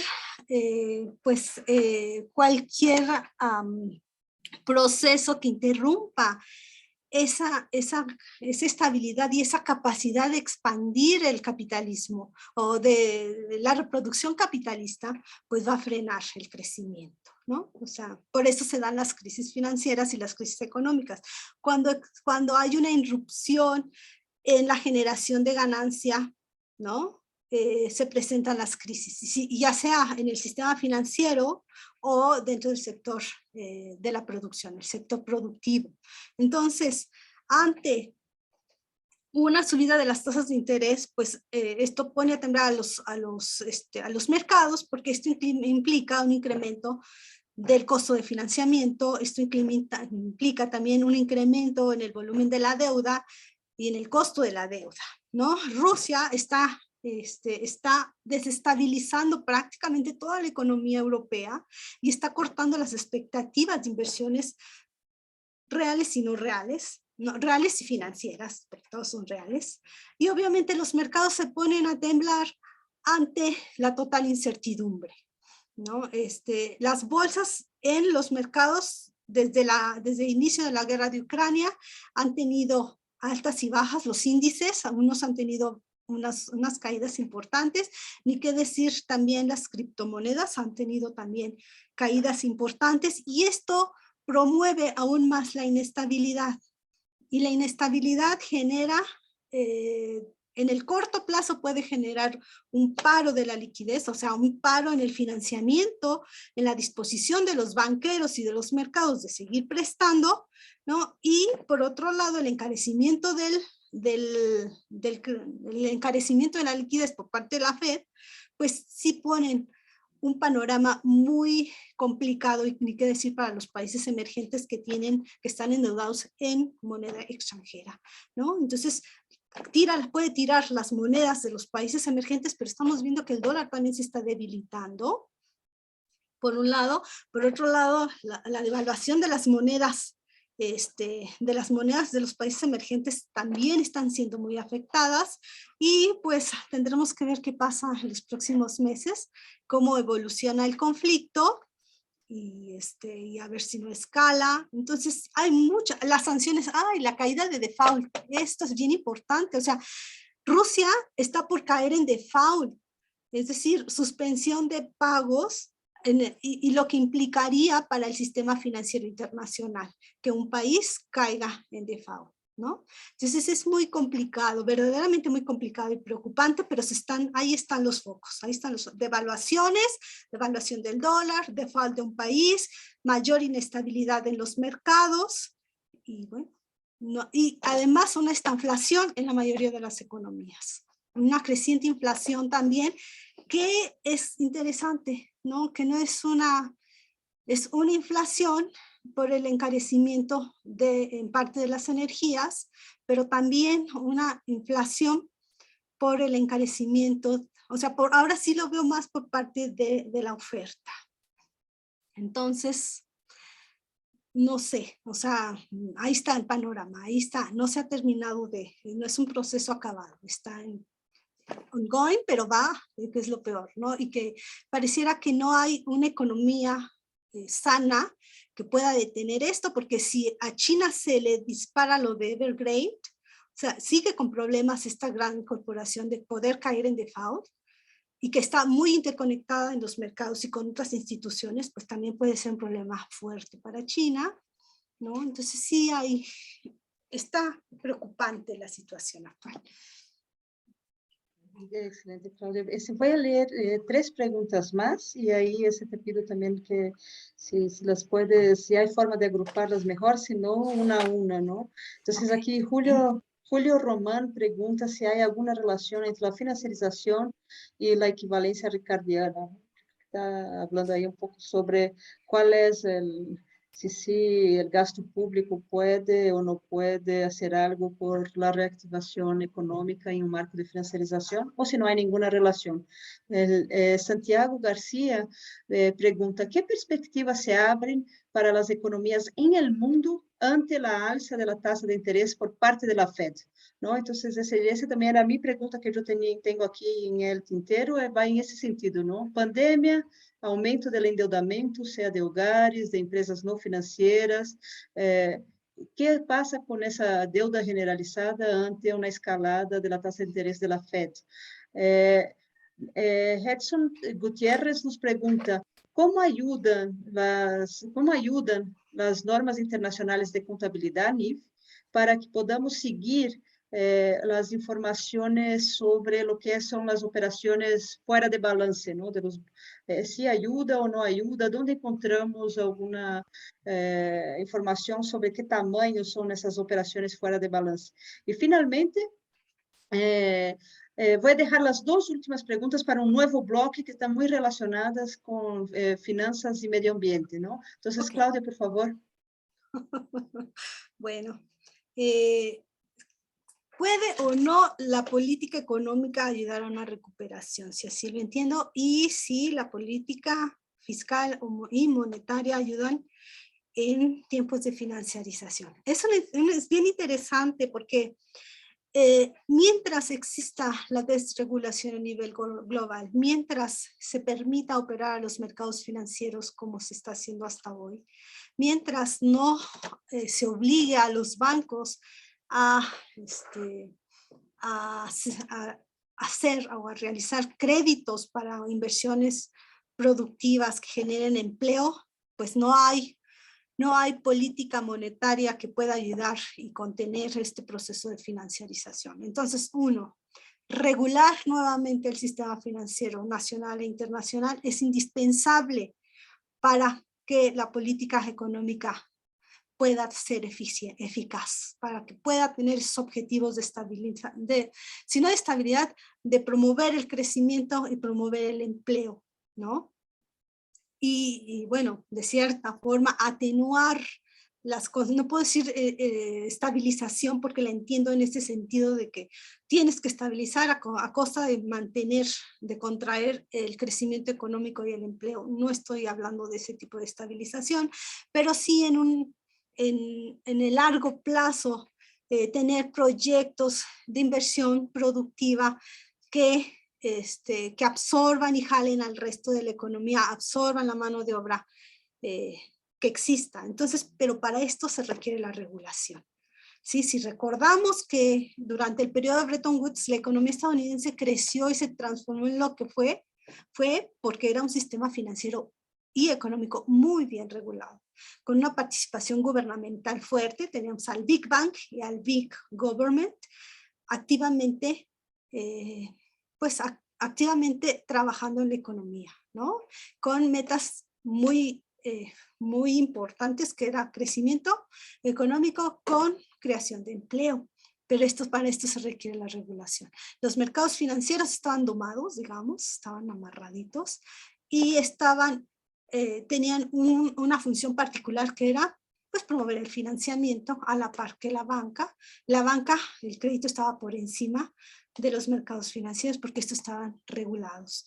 Entonces, en un esquema de financiarización donde la característica principal es la desregulación y la innovación financiera apoyada en esa desregulación para hacer ganancias en detrimento de la economía productiva, pues es imposible que una política económica funcione.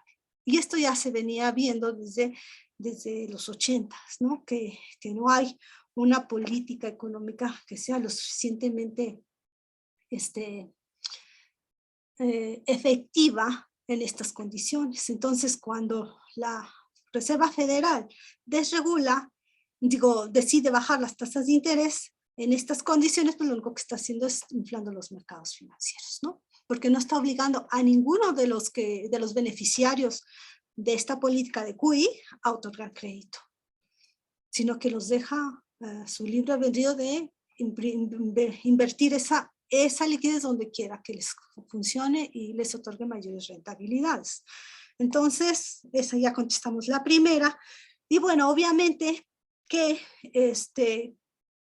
pasa con una subida de la tasa de interés? Pues obviamente, o sea, ya vimos, baja la tasa de interés estadounidense, crece el endeudamiento de los países emergentes. Con una subida de la tasa de interés, obviamente el endeudamiento va a crecer más porque el volumen de la deuda crece, ¿no? Por otro lado, se encarece el pago, se encarecen los intereses, entonces pone en un doble desventaja de estos países, entre ellos nosotros que están endeudados en moneda extranjera, porque se ven forzados a dedicar más recursos internos, aún más recursos fiscales, para ser dirigidos al pago de la deuda. Entonces eso implica mayor, esta palabra tan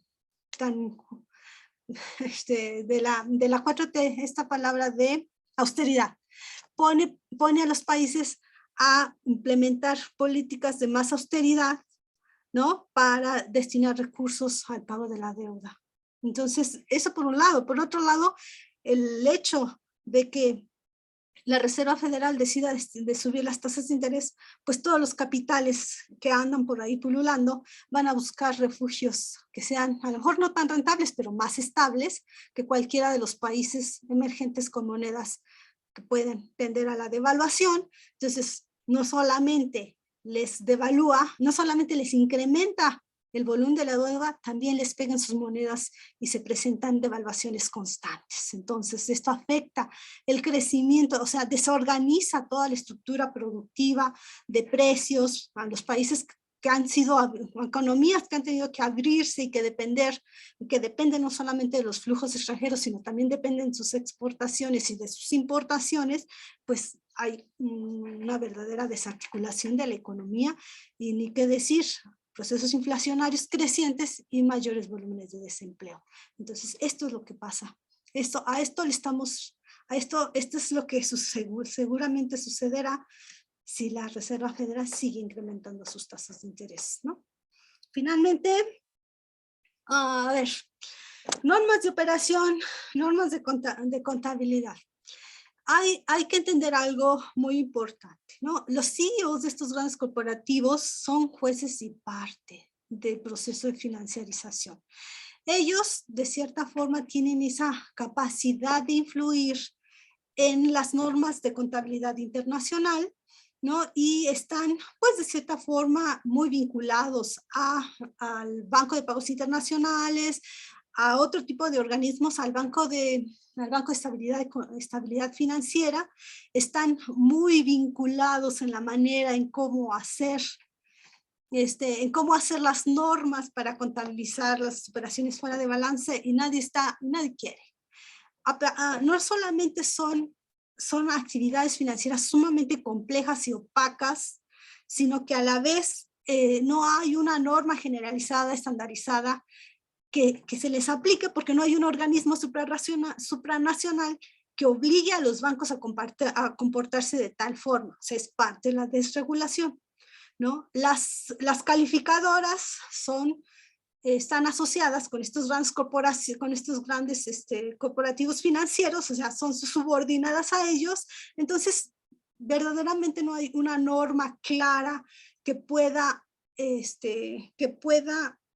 sujetar y que pueda llevar la contabilidad de estas actividades fuera de balance, que por cierto hay mucha actividad ilícita incluida en este tipo de actividades. Tengo un alumno que está haciendo su tesis de maestría sobre lavado de dinero y bitcoins. Entonces, en buena medida, los que mantiene, creo que, ¿cuánto es? El 5% del producto global, del PIB global, proviene de actividades ilícitas. Entonces, ¿quién voluntariamente va a querer establecer normas contables para llevar un registro exacto de las operaciones fuera de balance, que están relacionadas además, ¿no?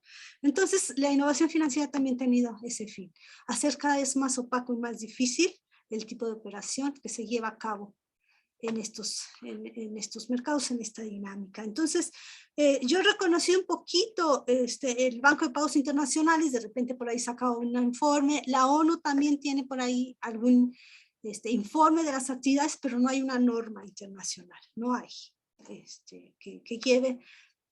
Así es que, pues así al ojo de buen cubero y nada más ahí hay como referencias, pero no hay quien cuantifique exactamente el número o el volumen. ¿Cómo se llamaba el board, el Financial Stability Board?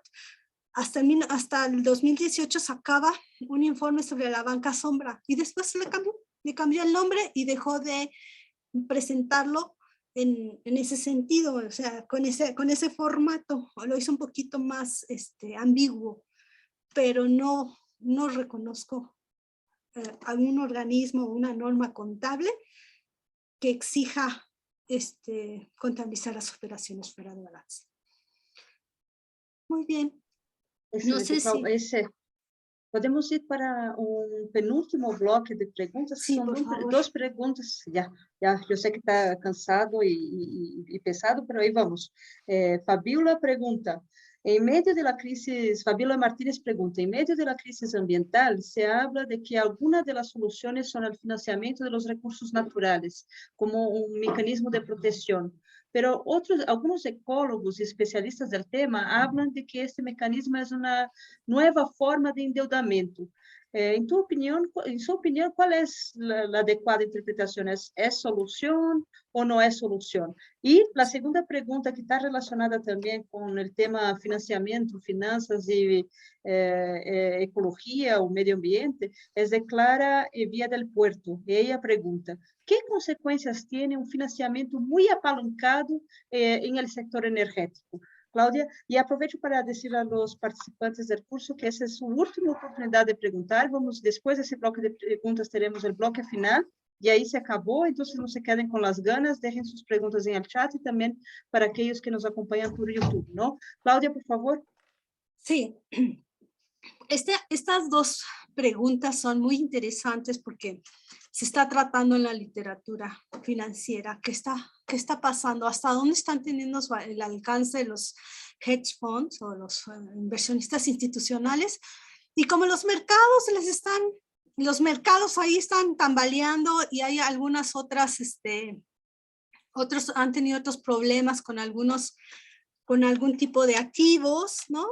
Pues ¿hacia dónde creen que se voltearon a ver?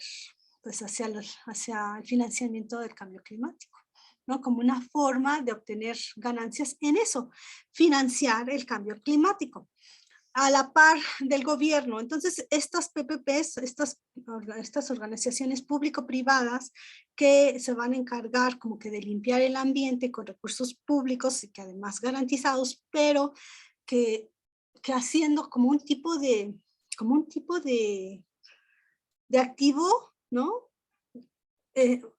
A ver, es que es complicado, lo he estado leyendo, pero está complicado. O sea, consiguen financiamiento a través de este modelo de securitización para un determinado proyecto ecológico y lo colocan en los mercados financieros para que los mercados financien, o sea, los hedge funds financien ese proyecto, pero que va a estar respaldado con recursos públicos. O sea, si este proyecto fracasa, está garantizando con recursos públicos, que va a ser como un tipo de FOBAPROA, ¿no? Pero para este tipo de cosas. Entonces, ¿qué está en realidad sucediendo? Pues que se está para todo tipo de proyectos de infraestructura y de cambio climático, lo que están haciendo es que ahora los que se van a encargar de llevarlo a cabo, antes era el gobierno, ahora van a ser las público-privadas financiadas por los inversionistas institucionales. Obviamente, si no hubieran posibilidades de rentabilidad, ni se meten estos inversionistas, pero están viendo. Y lo que más llama la atención es que el gobierno está como garante de estos proyectos que pudieran o no pudieran tener éxito en un futuro y sobre todo proyectos relacionados con el cambio climático. Entonces sucede que el gobierno nuevamente está comprometiendo recursos públicos en aras de sostener las ganancias de estos bonos o de estos productos que están poniendo para los inversionistas institucionales. Entonces, eso tampoco es la respuesta, ¿no? Pues que lo haga el gobierno entonces, o sea, si de todos modos los va a garantizar, pues que el gobierno invierta, que por ahí crea empleos, ¿no? Y por ahí jala a otro tipo de proyectos que puedan ir involucrados. ¿Qué pasa con los proyectos muy apalancados?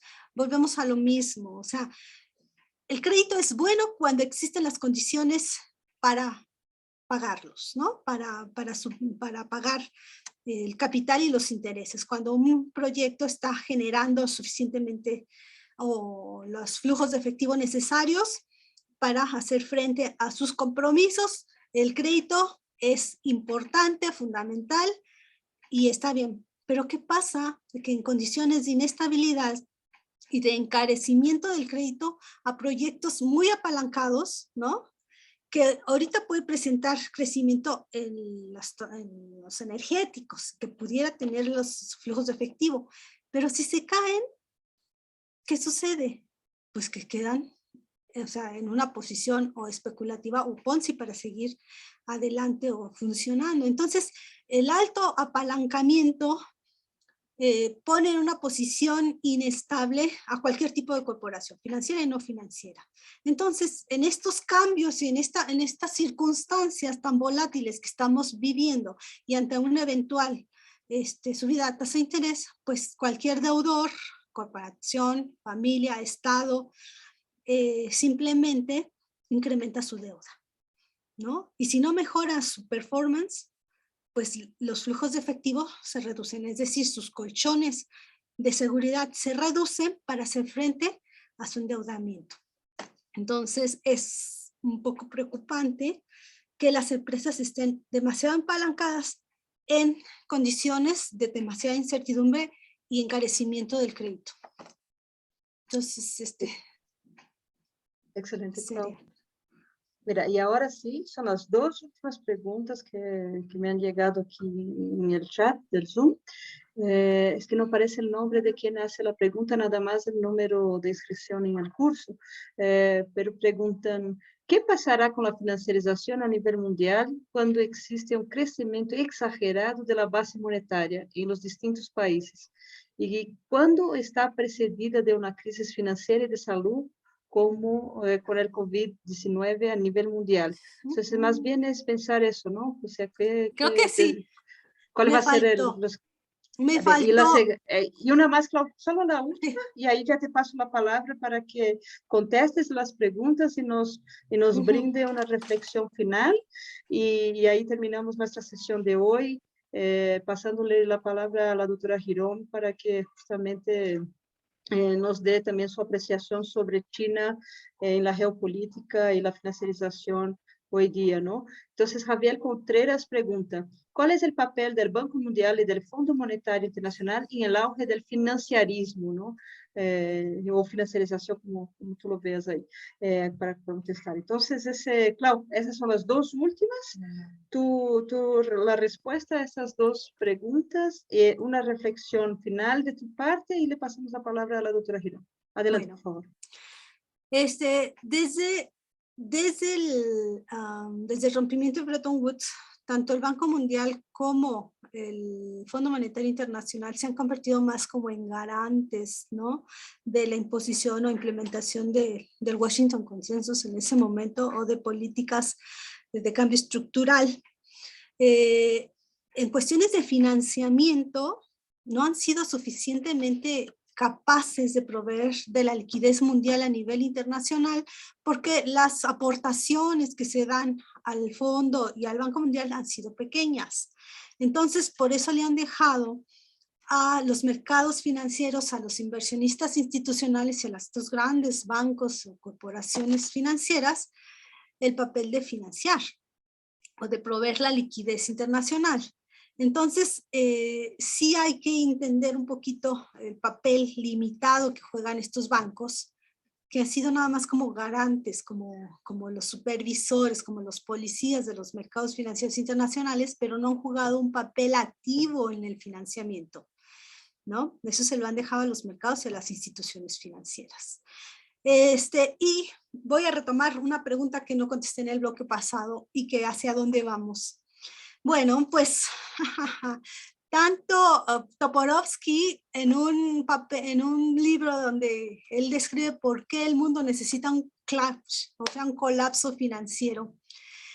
Vamos hacia allá, ¿no? La propia dinámica de la financiarización va de la mano con el crecimiento de la deuda en todos los sentidos. Y la deuda es un mecanismo de transferir recursos y rentas de todos los sectores, de los trabajadores, de las empresas productivas, de los gobiernos hacia los rentistas, es decir, los mercados financieros. Entonces, este proceso de transferir esa renta, esos recursos que podrían ser utilizados de otra forma, se ha acentuado con el proceso de financiarización que está basado precisamente en la deuda.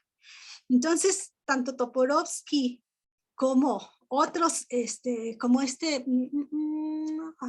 Mitchell Hudson, están a favor de un colapso financiero que ponga nuevamente en orden y en pues al nivel de que deben de ser las deudas y el propio Keynes con la eutanasia del rentista. O sea, mientras no se acabe con este sistema de transmisión de recursos, de drenar recursos de la economía real productiva hacia los mercados financieros a través de las tasas de interés y de todo este tipo de actividades o de instrumentos financieros que tienen como corazón el endeudamiento, esto no va a poder funcionar, ¿no? Y no estamos muy lejos de eso, o sea, no me sorprendería que la próxima crisis financiera fuera mucho más rapaz y más destructiva que la que se vivió hace 12 años. ¿Por qué? Porque están las condiciones, ¿no? Y además, en un contexto pandémico que todavía no acaba, o sea, China está nuevamente resguardando su población, Taiwán también, eso ha mermado la producción, y ha mermado el trabajo, y ha mermado el ingreso, y ha mermado el ingreso en general de los países y de los consumidores. Tiene un problema mayor de endeudamiento, porque obviamente si está mermado mi ingreso, pues ¿a qué voy a recurrir? Pues al endeudamiento, ¿no? Lo mismo en todos los niveles. Entonces, ese colapso financiero internacional del que nos habla Toporowski y el que nos habla Hudson, a veces es necesario.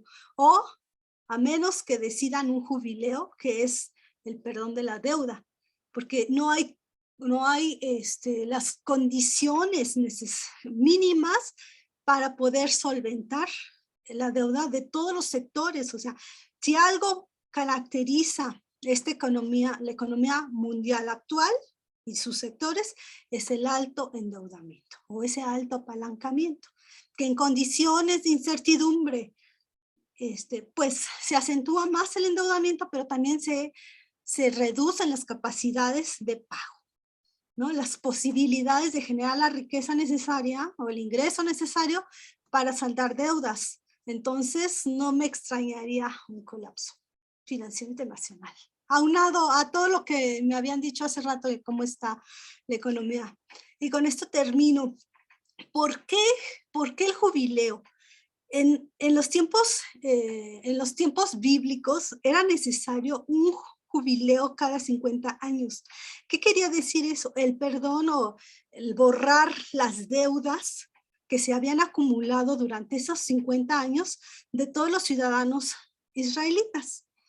¿Por qué? Porque detrás precisamente estaba el sentido de acumulación, o sea, si no se borraban esas deudas, nunca iban a poder ser pagadas. Entonces, por decreto, por ley, era que después de 50 años todos tenían borrados sus deudas. Entonces, ese es el sentido que también Hudson tiene en mente, si no queremos un colapso financiero generalizado, tenemos que borrar deudas. Porque de otra forma, ninguna economía en un sistema capitalista monetario puede sobrevivir. Y yo acabo con esto. Gracias. Excelente, muchas gracias, Claudia, por la sesión maratónica, por aclararnos todas las dudas que han surgido. Entonces, si la doctora Girón anda por ahí, le pediría que nos pueda dar una palabrita sobre China y financiarización, como Claudia había comentado. Por favor, adelante. Sí, bueno, pues ante todo, pues muchas felicidades, doctora Maya, por una excelente plática sobre la financiarización. En menos de una hora y unos cuantos minutos dio una repasada de muchos autores, de lo que viene a ser pues uno de los fenómenos más importantes ahorita en esta etapa del capitalismo que estamos viviendo. Yo quisiera destacar uno de los aspectos que tocó la doctora Maya, y es cuando ella enseña el cuadro de las fusiones y megafusiones de los bancos. Este proceso que se da en el sistema capitalista, de cómo se van fusionando las empresas y los bancos, es parte de ese desarrollo que también hemos visto en China.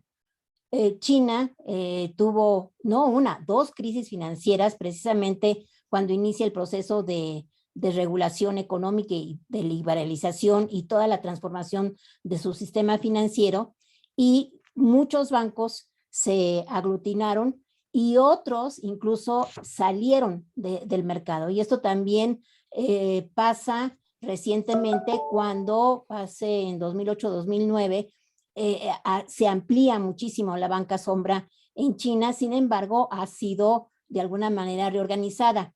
¿Cuál es la diferencia entre Estados Unidos y China? Bueno, en China hay yo diría en palabras de Minsky, el Big Government y el Big Bank. O sea, hay un banco central que regula y que además está bajo una posición no de austeridad, sino de crear empleo. Muy diferente a toda la política del occidente, donde después del 2008-2009 la austeridad fue la bandera del desarrollo económico, por decir desarrollo aquí. Entonces, esto es muy importante mencionarlo, porque sí hay una diferencia de cómo se están llevando las cosas. Y yo les voy a poner ahorita en el chat una pequeña reflexión que hice sobre Evergrande, que está publicado en uno de los boletines de Claxo que coordina Josefina Morales, donde pues Evergrande no es Lehman Brothers. El problema de Evergrande, y aquí yo diría, bueno, ese es un proceso de financiarización. Evergrande tiene financiamiento de BlackRock, que es uno de los grandes inversionistas a nivel mundial, con sede en Estados Unidos. Entonces, esto es muy interesante, cómo están tratando de solucionar Evergrande, porque hay algo que es mucho más importante, que es el empleo. El sector inmobiliario en China es el 25% del PIB. Y esto requiere, en una población de 1.3 billones, o sea, es una cifra, no sé cuántos Méxicos podrían caber allí, o sea, no sé, 10, ¿Cuántos 12. billones? 1.3 billones de personas, pues el empleo es muy importante. ¿Y qué dijo Keynes cuando la crisis del 29, ¿no? Hacer hoyos, taparlos y volverlos a destapar. Entonces, esta política de China como una política imperial es creación del empleo. Y de ahí que 2013, cuando toma posesión el presidente Xi Jinping, se inventa que ya estaba la franja y la ruta, o lo que conocemos como la ruta de la seda, en el marco de Marco Polo, esa historia que nos contaron cuando éramos chiquitos, ¿no? La ruta de la seda. Pero la ruta de la seda resulta que el último país que se adhiere a la BRI es Argentina. México no lo ha hecho. Bueno, entonces esto de fusiones y megafusiones me parece que es muy importante destacarlo, y es parte del proceso de concentración y centralización del capital que existe. Y nada más para un ejemplo, porque podríamos seguir hablando sobre Evergrande, sobre China. pues yo los invitaría a todos los que están aquí a que vean, en unos días va a estar el seminario de Economía Fiscal y Financiera, el CEMECOFIN. En esta ocasión se va a hacer con el Programa Universitario de Estudios sobre Asia y África, porque vamos a ver aspectos del crédito, sobre todo del crédito y cómo está funcionando el crédito estatal y el crédito público en países del África y en países del Asia. O sea, vamos a recorrer India, China, Japón, y yo quisiera, porque yo estoy preparando aquí unos datos que todavía no logro aglutinarlos, pero yo les voy a poner, por ejemplo, hay una empresa que es China Merchants Group. Bueno, pues él es una empresa estatal. ¿Está sonando la alerta sísmica? Sí, Entonces... me tengo que retirar. Está sonando la alerta favor. sísmica. Voy a poner pausa. Acabamos aquí, aprovechamos, acabamos aquí la Nos sesión. están pidiendo aquí en el instituto que nos retiremos unos segundos. Déjala abierta. Sí, de hecho, nada más voy a pausar la grabación, doctora. Adelante. Para finiquitar la sesión. Sí, ya vamos a terminar. Entonces, yo estaba poniendo el ejemplo de China Merchants Group, que es una empresa estatal, pero esa empresa tiene dos subsidiarias, y eso es lo más interesante. Tiene a China Merchants Bank y a China Merchants Port. Bueno, esa empresa ha dado financiamiento en Djibouti, que es parte del Cuerno de África, cerca del Mar Rojo. Bien, si nosotros vemos, pues tiene un banco y la otra China Merchants Bank, pues es un conglomerado. O sea, aquí es donde estamos viendo cómo en China me cuesta mucho trabajo entender cuando se habla de un socialismo chino. En mi opinión, China, en el momento en que Evergrande es un ejemplo de ese proceso de financiarización, pues en China se está dando un proceso de cada vez muy similar a lo que se está llevando a cabo en el mundo capitalista. Entonces, y podríamos ver las empresas que están en el Congo, en Camerún, en Santo Tomás, en Botswana, en Namibia, pero todas son grandes empresas que al mismo tiempo esas grandes empresas están en América Latina. Entonces, yo creo que la plática de la doctora Maya, pues fue muy interesante al mencionar, ¿verdad?, cómo se están dando estos procesos de concentración, descentralización, fusiones y megafusiones, y sobre todo, esto se viene dando a partir de las crisis. Entonces, esto es una manera de solucionar, y a mí me gustaría únicamente terminar con un artículo de Jimmy Galbraith, que menciona que se llama la tercera crisis económica.